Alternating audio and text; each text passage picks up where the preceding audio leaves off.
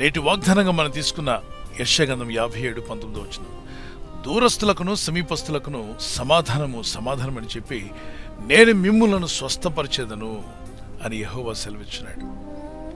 దూరంగా ఉన్న మీ వారిని, సమీపంగా ఉన్న వారిని కూడా స్వస్థపరుస్తాను అని ప్రభు సెలవిస్తున్నాడు. దేవుడు మాట తప్పనివాడు. ఎంతో దూరంలో ఉండొచ్చు, కానీ దేవునికి అది దూరం కాదు. భూమి మీద జీవిస్తున్న మనుషులకే దూరం. మీ బంధువులు కానీ, మిత్రులు కానీ, మీ స్నేహితులు కానీ, మీ పేరెంట్స్ కానీ మీకు దూరంగా ఉంటే, ఒకవేళ మీ పిల్లలు మీకు దూరంగా ఉంటే భయపడవద్దు, ప్రార్థించండి. ఈ వాగ్దానం ఎత్తి ప్రార్థించండి. అయ్యా, దూరస్తులకును సమీపస్తులకు కూడా మీరు సమాధానం కలుగు చేసే దేవుడు అయినావు. నాకే కాదు, నా కుటుంబస్తులు ఎంత దూరంలో ఉన్నా వారికి కూడా సమాధానం ఇస్తావు. దేవుని స్వభావం, ఆయన అబద్ధమాట జాలనివాడు. హెబ్రీ పత్రిక 6:18 ఆయన మాట ఇస్తే నెరవేర్చువాడని 146 కీర్తన 6-7 మాట్లాడుతున్నాయి. ఆయన మాట ఇచ్చి నెరవేర్చే దేవుడు. మీ బంధువుల్లో కానీ, మీ స్నేహితుల్లో కానీ, మీ ఇంటి వారు దూరంగా ఉన్నారా? అలాగే మీకు సమీపంగా కొందరున్నారా? దూరస్తులను బాగు చేస్తా అంటున్నాడు, సమీపంగా ఉన్న వారిని బాగు చేస్తా అంటున్నాడు. ఆయన మాట ఇచ్చాడు అంటే ఖచ్చితంగా దాన్ని నెరవేరుస్తాడు. మనుషులు మాట ఇచ్చి మాట తప్పుతారు. దేవుడు మాట తప్పనివాడు. ఆయనకి సమస్తము సాధ్యమే. మార్క్స్ వార్త 10:27 with God all things are possible. ఆ దేవుని యందు నువ్వు నమ్మిక ఉంచినట్లయితే నీకు కూడా సమస్తము సాధ్యమేనని మార్క్స్ వార్త 9:23 మాట్లాడుతుంది. ఈ వాగ్దానం ఎత్తి ప్రార్థించండి. దూరంగా ఉన్నవారికి, సమీపంగా ఉన్నవారికి కూడా సమాధానం ఇచ్చే గొప్ప దేవుడు నాయన. నీ వాగ్దానం ఎత్తి ప్రార్థిస్తున్నాను. మమ్మల్ని స్వస్థపరచు యెహోవావు నీవే. మా బ్రతుకులను బాగు చేయండి. మీ గాయపడిన హస్తంతో నా శరీరాన్ని, ఆత్మను, మనసును కూడా స్వస్థపరచమని ప్రార్థించండి. ఈ భూమి మీద జీవిస్తున్న ప్రతి మనిషిలో శరీరము, ఆత్మ, మనసు 3 ఉన్నాయి. మూడిటికి స్వస్థత కావాలి. శరీరం అనారోగ్యంతో ఉందనుకోండి, మనసు ఎంత తెలివైందైనా ఏ పని చేయలేడు. అంటే శరీరం సహకరించదు. ఎంతో చదువుకున్న వ్యక్తి అయి ఉండొచ్చు, అద్భుతమైన తెలివితేటలు, మేధస్సు కలిగిన వ్యక్తి కూడా తన శరీరం సహకరించినప్పుడు, కాళ్ళు చేతులు కదలలేని పరిస్థితులు ఉన్నప్పుడు, ఎంతో మేధాశక్తి కలిగిన వ్యక్తి కూడా ఏ పని చేయలేడు. తను చేయాలనుకున్న వాటిని సాధించలేక ఇబ్బంది పడుతూ ఉంటారు. అందుకే శరీరానికి స్వస్థత కావాలి. కొందరు శరీరం ఆరోగ్యంగా ఉంటుంది, కానీ మానసికంగా కృంగిపోయి ఉంటారు. ఆ స్థితిలో మీరున్నారా? మీరు ఆరోగ్యంగా ఉన్నప్పటికీ మీ మనసుకు స్వస్థత లేదేమో. మీ మనసుకు స్వస్థత కావాలి. మనంతా ఇమోషనల్ బీయింగ్స్.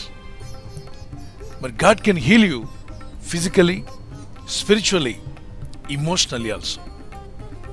దేవుడు మీ భావోద్రేకాలను కూడా బాగు చేయగలడు. దేవుడి మీద నమ్మిక ఉంచి ప్రార్థించండి. మీ శరీరానికి స్వస్థత అవసరం. అలాగే మీ ఆత్మకు స్వస్థత కావాలి. మనసు కూడా స్వస్థత కావాలి. శరీరానికి రోగముల నుండి స్వస్థత కావాలి. మనసుకు నిరుత్సాహం నుండి. నిరుత్సాహం అనే ఒక ఆయుధాన్ని అపవాది వాడతాడంట. నిరాశ. మీకు అన్నీ ఉండి కూడా, ఇప్పుడు ప్రస్తుతం జీవించడానికి కావలసినవన్నీ ఉన్నప్పటికీ మీ మనసులో ఏదో లేమి, ఏదో కొరత, ఏదో కొదువ మీ మనసులో ఉండి మిమ్మల్ని బాధిస్తూ ఉంటే, ఆ డిప్రెషన్, ఆ నిరుత్సాహం నుండి మీకు విడుదల కావాల్సింది. ప్రార్థించండి. తప్పక దేవుడు విడుదలిస్తాడు. ఏ స్థితిలో ఉన్నప్పటికీ, ఒకవేళ నీ ఇంటి వారు దూర ప్రాంతంలో ఉన్న వారిని కూడా దేవుడు తాకగల శక్తిమంతుడు. ఆయన సర్వము వ్యాపించి ఉన్న దేవుడు, సర్వం ఎరిగినవాడు, సర్వశక్తిమంతుడు. Is omnipotent, omniscient, omnipresent. He can present anywhere. దూరస్తులకు, సమీపస్తులకు కూడా సమాధానం ఇస్తాను, స్వస్థపరుస్తాను చెప్పిన మా ప్రభువా, ఇదిగో నన్ను, నా ఇంటి వారిని తాకి స్వస్థపరచమని ప్రార్థన చేయండి. ఒక మార్గంలో ప్రభు తన శిష్యులతో పాటు వెళుచుండగా ఒక అధికారి వచ్చి, ప్రభువా, నా పనివాడు మరణపడకమే ఉన్నాడు, దయచేసి స్వస్థపరచమని కోరాడు. ప్రభు వెంటనే పద వస్తాను అన్నాడు. అయితే అధికారి అంటాడు, ప్రభువా, మీరు రానక్కర్లేదు, నీ నోటి మాట సెలవిస్తే చాలు, నా పనివాడు స్వస్థపడతాడు. ఒక్క మాట సెలవివ్వండి ప్రభువా, చాలు, మీరు అంత దూరం రానక్కర్లేదు. ఆ మాటకు ప్రభు ఎంతో ఆశ్చర్యపడి, ఇతరుకున్నంత విశ్వాసం ఇజ్రాయెల్లో ఎవరికీ కనబడలేదని చెప్పాడు. చెప్పి ఆ అధికారిని వైపు తిరిగి, నీ విశ్వాసం గొప్పది. మరి ప్రభు ఎప్పుడైతే పలికాడో వెంటనే ఆ పనివాడు 20-30 గ్రామాల అవతలు ఉంటాడు, మేబీ 30 మైళ్ళు దూరంలో అనుకుంటాను, వెంటనే స్వస్థత నొందాడు. ఆశ్చర్యం కదూ. ఈ అధికారి ఏ టైంలో ప్రభు పలికాడో గుర్తుపెట్టుకుని అక్కడికి వెళ్ళి చూస్తే అతను లేచి కూర్చొని అన్ని పనులు చేసుకుంటున్నాడు. ఎప్పుడు లేచావు అని అన్నప్పుడు నిన్న మధ్యాహ్నం. అంటే ప్రభు నిన్న మధ్యాహ్నం పలికిన మాట 1.5 day వీళ్ళు ప్రయాణం చేసి వెళ్ళారనుకోండి, ఎగ్జాక్ట్గా ప్రభు పలికిన అదే సమయానికి అతను లేచి కూర్చున్నాడు. మనుషులు తయారు చేసుకున్న మొబైల్ ఫోన్ ఇక్కడ నుండి మన నెంబర్ డయల్ చేస్తే ఎక్కడో ఉన్న అమెరికాలో, ఎక్కడో ఉన్న కెనడాలో ఉన్నవారు, ఆస్ట్రేలియాలో, న్యూజిలాండ్లో, ఇజ్రాయెల్ దేశంలో, గల్ఫ్ కంట్రీస్లో, ఆఫ్రికన్ కంట్రీస్లో వెంటనే కనెక్ట్ అయిపోతున్నాం. మనుషులు చేసుకున్న టెక్నాలజీ ఇంత పవర్ఫుల్గా పనిచేయగలిగితే వీడియో ఫోన్లో మాట్లాడగలుగుతున్నారు, ముఖాలు చూసుకుంటూ మాట్లాడుతున్నారు. మరి దేవుడు సృష్టికర్త అనే దేవుడు ఎంత గొప్ప శక్తిమంతుడు ఆలోచన చేయండి. ఆయనకి దూరం అంటూ ఏమీ లేదు. మీకు అది దూరంగా ఉండొచ్చు, కానీ ప్రార్థించండి, ప్రభా దూరాన ఉన్న నా ఇంటి వారిని ముట్టి స్వస్థపరచండి, దూరాన ఉన్న నా స్నేహితులను ముట్టి బాగు చేయండి. నీకు సమస్తము సాధ్యమేనాయన. దూరంలో ఉన్న వారికి, సమీపంగా ఉన్న వారికి కూడా సమాధానం ఇస్తానన్నావు. మా గృహానికి సమాధానం ఇమ్మని ప్రార్థించండి. ఈరోజు నేను ఇక్కడ నుండి ప్రార్థిస్తున్నాను. ఎక్కడో దూర ప్రాంతాల్లో ఉన్న మీ జీవితాలకు సమాధానమును, స్వస్థతను ప్రభు అనుగ్రహిస్తాడు అని నేను నమ్ముచున్నాను. మీరు నమ్మగలిగితే ఈ వాగ్దానం ఎత్తి ప్రార్థిద్దాం. ప్రార్థనలు ఏకీవించండి. పరిశుద్ధమైన మా ప్రియతండ్రి, అద్భుతమైన వాగ్దానాన్ని ఈరోజు మాకు దయచేశారు.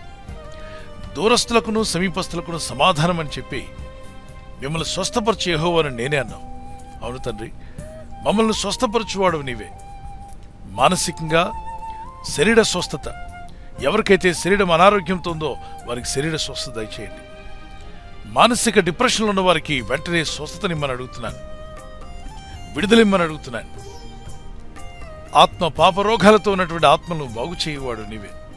వారి ఆత్మలో చేరిన ప్రతి పాపము, అపరాధమును కడిగివేయగలిగినటువంటి యేసు రక్తంలో వీరు కడగబడి వీరి పాప శాపం నుండి విడుదల పొందిన వారే.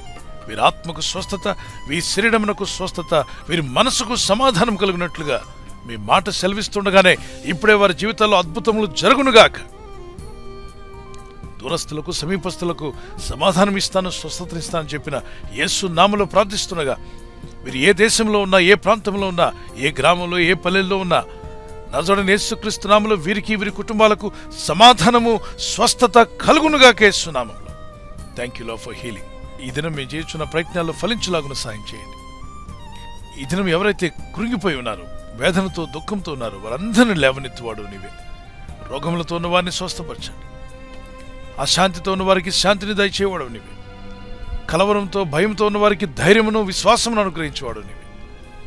నీ ప్రజలు చేస్తున్న ప్రయత్నాల్లో ప్రార్థించుకుని బయలుదేరినప్పుడు కార్యాలు జరగబోతున్నాయని విశ్వాసము, నిరీక్షణ వారికి దయచేయండి. వీరి హృదయాల్లో చేరుకున్న అవిశ్వాసము యేసు నామములో తీసివేయబడాలి ప్రభు.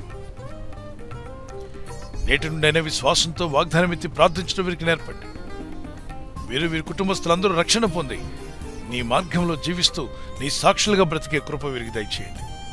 వీరి ఆత్మ వర్ధిల్లుచున్న ప్రకారం అన్ని విషయాల్లో వర్ధిల్లులాగున, వీరి ఉద్యోగ విషయంలో, వీరి బిడ్డల చదువు విషయంలో, వ్యాపారాల విషయంలో, ఇల్లు కొనే విషయంలో కానీ, అమ్మే విషయంలో కానీ, స్టార్టప్ కంపెనీల విషయాల్లో కానీ, ఒక సంఘ నిర్మాణంలో కానీ, గృహ నిర్మాణంలో కానీ నీ కనికరం చొప్పున వీరు మేలు పొందుకున్నట్లు అద్భుత కార్యములు జరిగించండి. ఇహమందును పరమందును దీవిస్తాను. నీ ప్రజలను వర్ధిల్ల చేయవాడు నీవే. నిత్యము నీతో నడిచే కృపనివ్వండి. వీరికి ఎదురైన ప్రతి శోధనలో జయము దయచేయండి. బర్త్డే మరియు యానివర్సరీ జరుపుకునే వారికి దీర్ఘాయుష్నిచ్చేవాడు నీవే. ఆయుష్నిచ్చి బలపరిచి నీ సాక్షులుగా నిలబెట్టి వాడుకోమని యేసుక్రీస్తు పరిశుద్ధ నామములో అడుగుచున్నాను నా పరలోకపు తండ్రి. ఆమేన్, ఆమేన్. పిల్లలు, మీరు ఎంత దూరంలో ఉన్నా మీకు, మీ కుటుంబాలకు సమాధానము, స్వస్థత యేసుక్రీస్తు నామములో కలుగునుగాక. ఆమేన్. బర్త్డే జరుపుకునే వరకు happy birthday to you, many more returns of the day. God bless you. మీకు వాగ్దానం 1 పేతురు 3:9 ఆశీర్వాదమునకు వారసులగుటకు మీరు పిలువబడితిరి. మనం పిలువబడింది ఆశీర్వాదానికి కారకులగడానికి. ప్రార్థించండి. ఈ వాగ్దానం పట్టుకొని may the lord bless you. I blessed happy new year to you. మరి ఎవరైతే యానివర్సరీ జరుపుకుంటారో మీ అందరికీ వాగ్దానం ద్వితీయోపదేశకాండం 31:8 నీ ముందర నడుచువాడు యెహోవా, ఆయన నీకు తోడయుడును, ఆయన నిన్ను విడువడు, నిన్ను ఎడబాయుడు. భార్య భర్తలుగా మీ ఇద్దరు ఈ వాగ్దానం పట్టుకొని ప్రార్థన చేయండి. Happy wedding anniversary, many more returns of the day. God bless you. ప్రభు మిమ్మల్ని వాగ్దానంతో బలపరచునుగాక. భార్య భర్తకు లోబడాలి, భర్త భార్యను ప్రేమించాలన్న ఈ ఆజ్ఞకు విధేయులైతే మీ ఇల్లు అద్భుతంగా ఉంటుంది, కుటుంబం సమాధానంగా ఉంటుంది. దేవుని చిత్తం నెరవేర్చే కుటుంబంగా మీ ఇల్లు ఉండునుగాక. God bless you.